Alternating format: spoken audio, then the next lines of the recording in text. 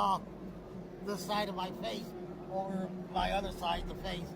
Then he drugged me, bit off my heel, and he drugged me down a hill 30 feet. In March of 2005, 62-year-old St. James Davis and his wife LaDonna were on their way to the Animal Haven Ranch to visit their former pet chimpanzee named Mo for his birthday. Mo had become nothing short of an actual son to the couple after LaDonna had been told by doctors she would never be able to have kids. As she wept into her husband's shoulder about this, St. James told her not to worry because they already had a child, and pointed at Mo, the chimpanzee. And so needless to say, the couple loved him as their own child very much, and Mo loved them as well, although he would eventually be deemed a danger to the city by police and would be taken away from them. And so as they arrived at this ranch where Mo was now at, and they placed all his little birthday gifts around this table they were going to have his birthday party at, and laid down this cake which was raspberry flavor inside, it was Mo's favorite, they had no idea that an employee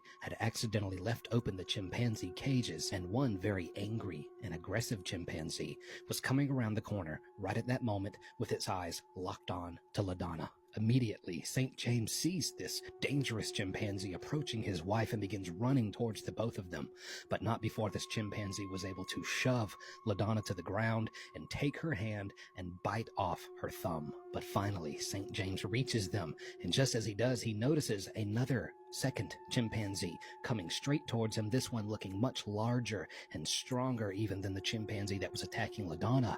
And so he gets in between LaDonna and this first chimpanzee, seeing the second one coming towards him. They're both now closing in on him, and he braces himself and even lets out a scream of terror as he stands and awaits whatever is about to happen to him. In seconds, both chimpanzees jump onto him, one on his back, sinking its teeth into his face and crushing the bone structure of his eyebrow. Then it jammed its strong fingers into his eye socket and gouged one of his eyes. And from there it was an all-out mauling as both chimps tore him to shreds. His nose was bitten off of his face, his lips and teeth literally ripped out of his mouth, while the other chimpanzee bit off his fingers before moving to his buttocks and biting and ripping chunks out of his rear end. Ultimately, one of the chimps moved down to his private parts and tore them completely off of his body.